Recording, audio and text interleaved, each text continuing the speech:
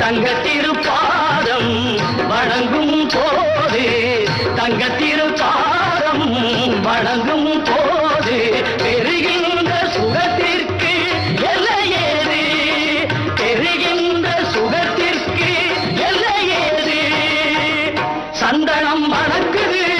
கற்பூரம் ஜொலிக்குது கந்தகிரி கோவில் வந்தால் நன்மையெல்லாம் நடக்கும்